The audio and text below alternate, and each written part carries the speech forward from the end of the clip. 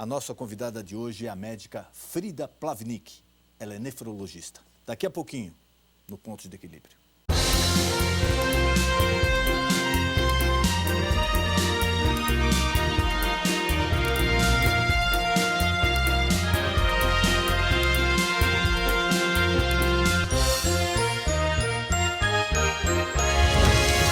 Segundo dados de uma pesquisa da Vigitel, a vigilância de fatores de risco e proteção para doenças crônicas por inquérito telefônico, quase um quarto da população brasileira sofre de hipertensão. Você sabia que consumir menos sódio ajuda a reduzir a pressão arterial? Medir a pressão com frequência também pode ajudar a detectar se há algo de errado. De uma forma ou de outra, devemos ficar atentos, pois essa doença é um dos principais problemas de saúde pública no país. Você conhece alguém que sofre com a pressão alta? Sim, toda a minha família, inclusive eu. Sim, conheço. Conheço. Minha mãe. A minha mãe. Muitas pessoas. Você costuma observar o valor do sódio nos produtos antes de comprá-los? Normalmente sim, eu leio um pouco a embalagem. Eu presto atenção no teor de sódio, porque sódio é sal, né? E sal prejudica quem é hipertenso. Não reparo. Olha, uma coisa que eu não observo. Perfeitamente, tem que observar, acima de 70, 80 já não deve se adquirir mais. Você costuma controlar a quantidade de sal no preparo dos seus alimentos? Agora sim, né? Tô maneirando, né? Tenho os meus filhos, né? Então tô maneirando. Eu procuro controlar, mas não sei se é o certo. Nós não comemos nada com sal, nem eu nem ela. Sem dúvida, isso para mim é importante, é recomendação médica, aliás, né? Então eu tomo cuidado com isso sim. Na medida do possível, sim, eu sempre doso o mínimo possível. Você tem o hábito de medir a sua pressão? Tenho. Perfeito. Sim, semanalmente eu meço a pressão. Tenho um aparelhinho em casa, né? Aí eu meço a pressão. Sim, normalmente eu meço a pressão, além do check-up anual. Você sabe qual que é a sua pressão? 12 por 8. 14 por 10. Normalmente é 7 por 11, 8 por 12. Graças a Deus minha pressão é boa. Não. 10 por 6. Cuidados com a pressão alta é o tema que o pastor Denis Munhoz e seu convidado abordarão no programa de hoje. Não perca! Frida Plavnik é formada em medicina pela PUC de São Paulo. É especialista em nefrologia pela Sociedade Brasileira de Nefrologia. É doutora pela Universidade Federal de São Paulo. Atuou junto à nefrologia da Unifesp e ao Hospital do Rim e Hipertensão. Atualmente é professora de nefrologia da Uninove. É diretora científica da Sociedade Brasileira de Hipertensão e membro do Grupo de Hipertensão Arterial do Hospital Alemão Oswaldo Cruz. Frida Plavnik é membro da Sociedade Brasileira de Nefrologia e da Sociedade Internacional de Hipertensão. Muito boa noite, meu amigo, minha amiga. O nosso encontro de final de noite, programa Ponto de Equilíbrio. Agora você está vendo as nossas redes sociais. Para você poder interagir com o programa, tem o Facebook, tem o nosso Twitter, tem o WhatsApp, tem o site. Você pode mandar sua mensagem, sua sugestão, a sua pergunta diretamente a uma dessas redes sociais. O programa é sempre feito pensando em você. E nessa noite é com imenso prazer que nós recebemos a doutora Frida Plavnik. Ela é médica nefrologista. Doutora, obrigado por ter aceito o convite. É um prazer receber a senhora aqui. Nós da sociedade é que agradecemos. E vamos falar de um tema que até no nosso bate-papo aqui anterior me surpreendia. Eu achei que quase metade da população enfrentasse esse problema, mas a senhora me falou não. Já passou da metade da população, que é o popularmente conhecido problema com pressão alta, a hipertensão. Exatamente. Então, eu acho que o primeiro conceito que a gente tem sempre que lembrar é o que é pressão alta. Que valor é pressão alta? Quando você medir a pressão e ela estiver acima de 14 por 9, já é pressão alta. Essa faixa que eu te falei, de 30%, é para a população adulta. Mas é importante lembrar que para idosos, ou seja, para pessoas acima de 60 anos, aí você tem razão. É metade da população ou mais que tem pressão alta. Acima de 60 anos. Acima de 60 anos. Então, embora a gente, claro, sempre vá chamar atenção para níveis mais elevados de pressão, existe uma faixa intermediária entre o que é normal, que é o 12 por 8, que fica entre o 12 e o 13, o 8 e o 9, que é uma população que merece um cuidado também muito importante. Por quê? Porque a gente sabe que nessa faixa, medidas de hábitos de vida saudáveis podem retardar a evolução para níveis realmente elevados de pressão. Então, a pressão alta é um grande problema de saúde pública. E não só aqui, né? Parece que no mundo inteiro. Não, isso é um problema mundial. A gente sabe que existem cerca de 8 milhões de mortes por ano em decorrência da hipertensão. 8 milhões no mundo inteiro. A hipertensão, ela é chamada de assassina silenciosa. Por quê? Porque ela é uma doença que, na maioria das vezes, não dá sintoma, não é? E ela é responsável por um percentual muito elevado de infartos e de derrame cerebral, que faz com que aconteça o quê? Uma limitação de capacidade de trabalho das pessoas e uma limitação familiar, um envolvimento extremamente grande. Então, é muito importante que as pessoas se conscientizem, aqueles que sabem que têm, da importância de tratar, aqueles que têm familiares com pressão alta, da importância de fazer uma avaliação periódica para detectar o quanto antes, não é? E aqueles que não têm, e que têm a graça de não ter uma pressão elevada, que se cuidem para evitar que ela venha a subir.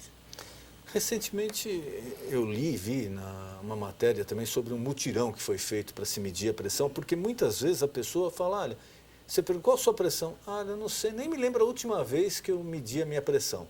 Então parece que existe um certo assim, desleixo da população com esse assunto. Eu não diria que é desleixo, eu diria que é desconhecimento, que é muito pior. Porque, às vezes, quando eu estou falando para a população, de um modo geral, ou mesmo em congresso, quando estou dando aula para aluno, eu costumo brincar para chamar atenção para o problema e dizer que as pessoas se preocupam com toda doença que dói, que fica vermelho, que coça ou que dá febre. Né? Verdade. Como a pressão alta não faz nada disso, ela é uma assassina silenciosa, as pessoas não têm o cuidado que precisa para a detecção e tratamento adequado da doença. O grande problema da hipertensão, um deles pelo menos, qual que é? É que se você trata a pressão alta, traz ela para os níveis normais, com medicação ou com mudança de estilo de vida, você previne o aparecimento das complicações. Então, que complicações são essas? A pressão alta é uma doença que leva ao comprometimento da estrutura e da função de alguns órgãos-alvo que a gente chama. Então, a pressão alta, ela estraga os vasos, as artérias, de um modo geral, ela prejudica o funcionamento e o coração, e a estrutura do coração, do cérebro e dos rins. Então, o que acontece? Se você não trata essa doença, que a gente chama de fator de risco independente, você está fazendo com que qualquer um desses órgãos venham a manifestar uma complicação, que é o infarto, que é o derrame, que é a insuficiência renal, que é o problema vascular. Por exemplo, na vista, uma elevação aguda, né, e importante pode levar à cegueira, é o que a gente chama de hipertensão maligna, né? Quer dizer, o acometimento arterial é tão grave que descola a retina, tem sangramento, pode levar à cegueira, né? Então, é uma doença que tem que ter um conhecimento, um cuidado de se medir, se saber o nível de pressão, pelo menos uma vez por ano. Quer dizer, o primeiro passo seria esse. E é a pessoa simples, medir a pressão para saber simples. Por que é simples? Porque não fura, né? Não dói. Não dói, não corta, não nada. Você vai num posto, você vai ao seu médico, enfim, aonde você costuma ser atendido e pede para fazer a medida de pressão para ter uma ideia de quanto está. E aí você já vai ter ou um sinal de alerta ou um sinal de tranquilidade. E se for um de alerta, os próximos passos que devem ser seguidos. E de quanto em quanto tempo a senhora recomenda que a pessoa faça essa... Tenha um controle da pressão?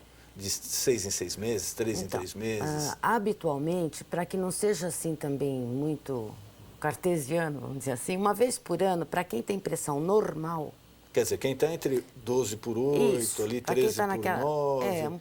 Para quem está em 12 por 8, até 12 por 8, um pouquinho mais talvez, mas que não seja 13,5 por quase 9, né? Uma vez por ano. Pressão está normal, está abaixo de 12 por 8, está 12 por 8, uma vez por ano é suficiente. Se ela tiver um pouquinho acima disso, bom, pode ser porque eu estava agitado, pode ser porque eu comi, pode ser porque eu passei nervoso, então daqui uns 3, 4 meses, meça de novo. Se ela estiver acima de 14/9 e você nunca detectou esse valor, aí a gente recomenda que procure um médico, que faça uma avaliação para confirmar se realmente ela está alta e a conduta vai ser tomada caso a caso. E os grandes vilões da pressão alta que favorecem a pressão alta? Temos vários. Quais são? Um grande vilão, talvez o mais importante deles, seja o excesso de peso. A gente sabe que pessoas que têm pressão alta e que perdem peso chegam a diminuir 1 ponto na máxima e meio ponto na mínima. Então, o que eu quero dizer com isso? Se você estiver acima do peso, sobrepeso ou obesidade, e você conseguir perder peso e voltar para um índice de massa normal, você reduz essa pressão de 14/9 para 13/8. Só com a redução de peso já... A redução de peso, obviamente, é uma das mais importantes. Já favorece muito. Agora, existem outras. Por exemplo, a atividade física, que é óbvio que se você começa uma atividade física, você acaba também perdendo peso. Então, são atividades complementares. Você também tem o benefício dessa atividade física regular, da diminuição do peso consequente a isso. E também outro grande vilão é a comida com muito sal. Comida gordurosa sim, mas comida com muito sal é muito pior, né? Por quê? Porque o sal, ele acaba fazendo com que haja uma retenção maior de líquido no organismo e aí essa pressão vai subir para quem tiver tendência a ter pressão alta ou vai agravar em quem já tiver ela estabelecida.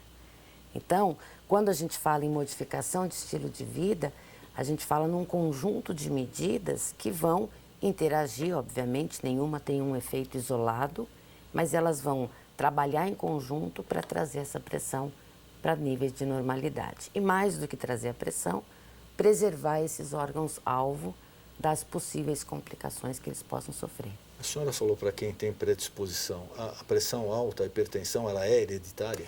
A pressão alta é uma doença que tem um componente hereditário muito importante, claro, senão todo obeso seria hipertenso. Então, para quem teve um pai, um avô que já teve problemas de pressão alta, problemas cardíacos, tem que se cuidar mais ainda. Merecem o mesmo cuidado de hábito de vida saudável que um hipertenso. Por quê? Porque ele já tem uma predisposição genética para ter.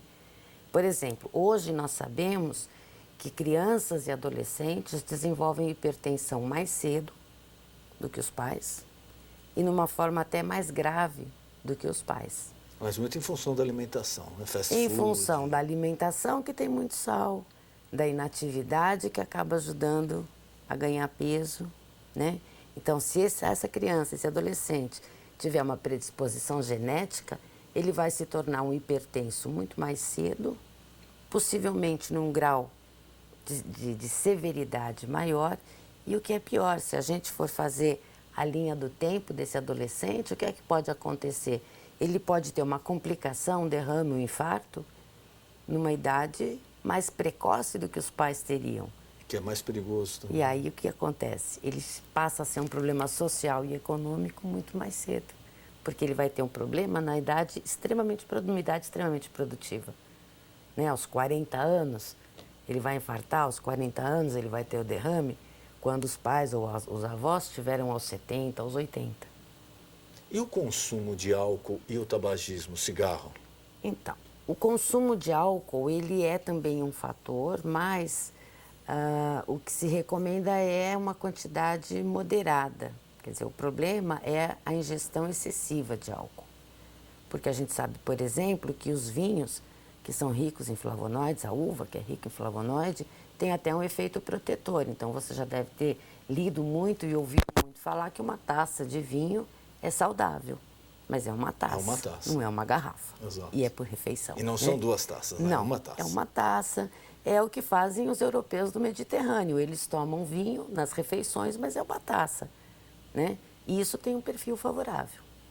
Agora, outras bebidas, a grande quantidade de bebida, isso é extremamente prejudicial. Por quê? Porque vai alterar todo o sistema hormonal que regula a hipertensão, os níveis de pressão. Para o cigarro, é uma outra conotação. agudamente, quer dizer, se você fumar um cigarro agora, a sua pressão vai subir muito pouquinho, 1 milímetro, 2. Mas o problema do cigarro é que na composição com esse quadro todo, o que o cigarro faz? Ele lesa a parede da artéria. E ao lesar a parede da artéria, ele ajuda na deposição de gordura, que vai levar ao infarto, que vai levar ao derrame, que vai levar à obstrução das artérias dos membros e das pernas, dos membros inferiores. Então, o cigarro não é que ele aumente a pressão de uma forma extremamente importante, como o sal faz, por exemplo, mas ele estraga a parede das artérias muito mais. Para você ter uma ideia, a gente fez um trabalho, na verdade foi meu doutorado, em que a gente media a espessura da parede da artéria carótida. A idade de indivíduos que tinham pressão normal e de indivíduos que tinham pressão elevada. A idade do indivíduo que tinha pressão alta era 20 anos superior, correspondia a 20 anos a mais que o indivíduo que não tinha. Então, né? Então, um indivíduo de 40 anos com pressão alta correspondia a uma espessura de um indivíduo normotenso de 40. De 60. De 60, desculpa, anos. 60 anos. Para se ter uma ideia de como esses fatores, a própria hipertensão que lesa a parede do vaso, mas que os outros fatores que vão junto, né, o cigarro, a comida gordurosa, a comida rica em sódio e tal, como eles ajudam a deteriorar, a enrijecer essa parede dessa artéria. Quando a gente fala em sal, a comida rica em sódio, se questiona hoje mundialmente a história da comida processada, né? Aquela comida congelada, que é mais prática, que a pessoa chega em casa, coloca ali no micro-ondas, esquenta, come, acabou, não tem o problema de fazer a comida. Isso no mundo inteiro, na Europa, nos Estados Unidos, hoje a medicina tem combatido com muita firmeza a comida processada. É o excesso de sódio que mantém a comida? Vamos lembrar uma coisa, qual é o melhor conservante? Vamos lembrar da época sem geladeira. O sal. Como é que se conservava? Sal grosso, sal. Não é? Então, o sal é o melhor conservante. Para que os produtos industrializados tenham uma meia-vida de prateleira maior, acaba tendo o quê? Mais sódio para conservar. Então, se você pegar sopas prontas, se você pegar macarrão instantâneo, a quantidade de sódio que esses alimentos têm é extremamente elevada. Então, assim, recomendação nenhuma. A Sociedade Brasileira de Hipertensão não recomenda que se utilize alimentos embutidos, porque o sal é o melhor conservante. Embutido seria o quê? Salame, presunto? Isso. Alimentos em conserva, então as azeitoninhas que vem naquelas garrafinhas, né? E também os processados, porque é muito prático, sem dúvida. Mas você comer um daqueles, você não precisa comer mais nada de sódio o dia inteiro. E lembrar que todo alimento tem um pouco de sódio. E às vezes a pessoa até fala, olha, eu fiz uma sopinha pronta, ela fez uma refeição, mas ela ingeriu uma quantidade de sódio enorme. Extremamente elevada, porque aí veio o pão, que também tem sódio. Aí veio não sei o que mais. O refrigerante tem sódio, né? Aí é muito complicado. Então, controlar a ingestão de sódio é muito importante. Tem sempre que olhar na etiqueta do produto, quando for adquirir, qual é o teor de sódio daquele alimento.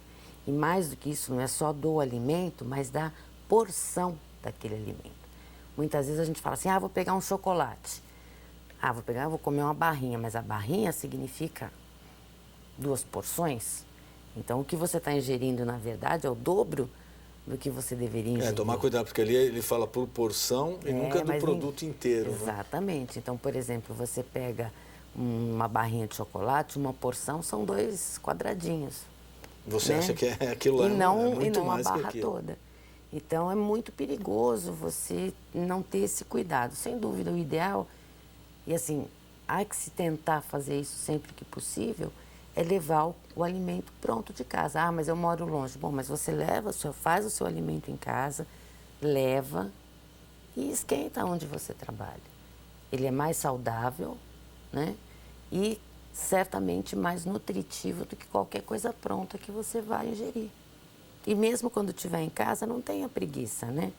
Vai, toma um banho, descansa, aproveita, toma um vinhozinho e faz uma janta Porque é muito mais saudável. prático, a pessoa pega ali, coloca no micro-ondas, Mas é um é mais hábito... prático, mas infelizmente ele é extremamente ruim para a saúde.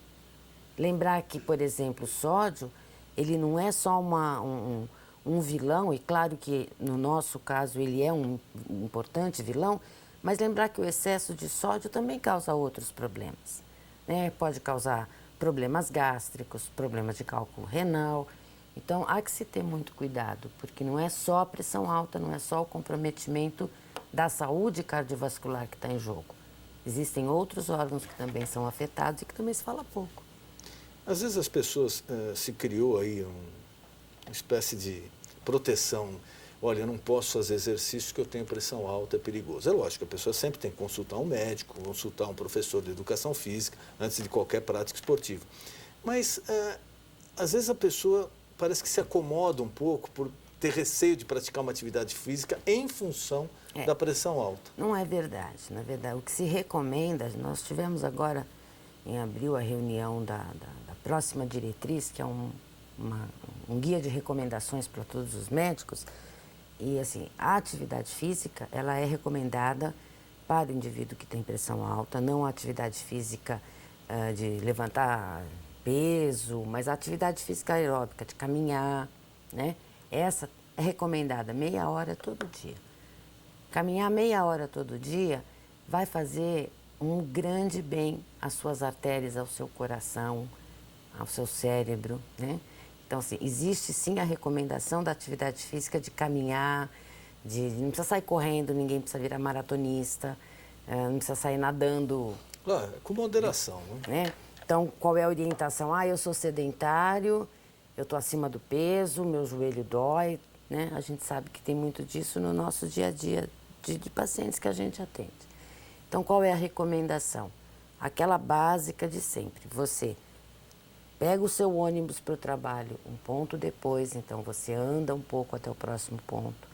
Desça um ponto antes, caminhe um pouco até o seu trabalho. Sempre que possível, se não houver uma limitação, por exemplo, de articulação de joelho e tal, procure subir escadas ao invés de usar elevador ou escada rolante. Toda atividade física que no fim do dia some uma meia hora de atividade, ela é bem-vinda. Se você conseguir fazer meia hora direto numa caminhada em que você não precisa correr, caminhe dentro do seu limite, gradativamente você aumente isso para 1 hora todos os dias, o seu benefício em termos de ganho de saúde é muito grande. Agora, ficar acomodado, dizendo que não pode, porque a pressão é alta, isso não é uma verdade, isso não está certo. De pouquinho em pouquinho, a atividade física, além do que você vai ganhando mais disposição, né? Melhora, libera endorfina, tem mais bem-estar, tira o estresse. Então, tudo isso é favorável. Então, procure sempre fazer uma atividade física. Não dá para fazer meia hora direto? 15 minutos de manhã, 15 minutos à tarde. Desce um ponto antes, sobe um ponto depois, sabe? Então, assim, quando há boa vontade para que se tome uma medida, saudável... Precisa querer. Precisa querer, né? Querendo, tudo se dá um jeito e sempre em favor da saúde. Doutora, para os pais que estão nos assistindo agora, como a senhora falou mesmo que é um problema que infelizmente hoje está começando mais cedo, quais são os sinais de alerta que os pais devem estar atentos para ver se o filho já tem uma predisposição, ou já tem pressão alta e como ele deve combater? Então, sinal não tem, pior ainda na infância, né? Porque, na verdade, a gente não tem um sinal que a partir dali a pressão subiu. Não se sabe exatamente em que momento da vida essa alteração começa a se manifestar e a prevalecer. Então, eu também costumo dizer que o problema das crianças são as avós, né? A avó é a mãe boazinha. Exatamente, né? É a mãe que dá bolachinha, é a mãe que dá pipoquinha, é a mãe que dá batatinha frita, né? Tudo com sal. E o que acontece? A criança, ela aprende a ter o paladar pelo sal que vem da mãe ou que vem da avó, de quem cuida. Então, se o paladar for mais apurado, já temos um grande problema. O que se recomenda para crianças, e obviamente depois para adolescentes, é que a partir dos 3 anos de idade, todas as crianças têm uma pressão medida. 3 anos. A pressão de criança ela é diferente, os valores de normalidade, eles são diferentes do adulto. Então, por exemplo, por que a gente fala adulto a partir de 18 anos? Porque até essa idade, você tem que avaliar numa curva de crescimento que o pediatra tem, e é por ali que ele acompanha a evolução da criança. A partir dessa curva de crescimento, você vai determinar qual é a pressão ideal e qual é a pressão que sugere já um risco. Existem aplicativos hoje, inclusive brasileiros, que você coloca lá e que ele vai dizer se a pressão está boa ou não. Então, até isso está mais fácil. Já facilitou para os pais porque controlar. pelo menos não precisa do tal da curva de crescimento, que varia para menino e para menina. Então, assim, o que os pais têm que fazer? Ensinar os filhos a ter uma alimentação saudável. Então, não adianta ficar deixando comer comida de lanchonete o tempo inteiro, né? Bolachinha doce recheada é riquíssima em sódio. Então, troca por uma verdura, troca por uma fruta. Não gosta? Vai trocando devagar, né? Vai misturando na comida e ensinando como é que faz. Porque aí você está corrigindo a dieta dessa criança, colocar essa criança para fazer atividade física. Porque ela pode, se tiver tudo errado, como eu disse no começo, desenvolver uma hipertensão mais cedo e num grau mais importante. Qual é o sinal que os pais vão ter e os avós, vão botar as avós nessa história? É verdade. É ter um cuidado com todos, desde o menor até o mais idoso, né? Na dieta, na atividade física, e aí você consegue ter uma saúde cardiovascular adequada. Doutora, nosso tempo está se acabando. Eu gostaria de agradecer mais uma Eu é que vez agradeço. a presença da senhora aqui e colocar à disposição algum recado, a senhora queira passar, alguma coisa que eu não perguntei, por favor, fique à vontade. Olha, o que eu gostaria de sugerir à audiência é que, se houver alguma dúvida, se vocês quiserem visitar a nossa página da sociedade, é www.sbh.org.br. Lá existe uma área para a população geral, com receitas, com dicas. Entrar também no site Menos Pressão, que é o site da nossa campanha, que ao longo do ano tem também dicas do que fazer para diminuir estresse, para melhorar a atividade física, para também uma dieta saudável, que são recomendações gerais que a gente tem que passar para a população. E é claro, se você souber que tem pressão alta, lembrar que remédio de pressão alta não é antibiótico que você toma por um tempo e a hora que controla você para. Remédio para pressão alta é para a vida inteira. E aí você vai ter uma vida com qualidade. Eu acho que minimamente são essas as mensagens. Qualquer coisa à tua disposição, só mandar um e-mail lá para a SBH e as meninas me mandam. Obrigada. Doutora, muito obrigado. Foi um Obrigada. prazer recebê-la aqui. O nosso encontro de final de noite. Programa Ponto de Equilíbrio. Boa noite.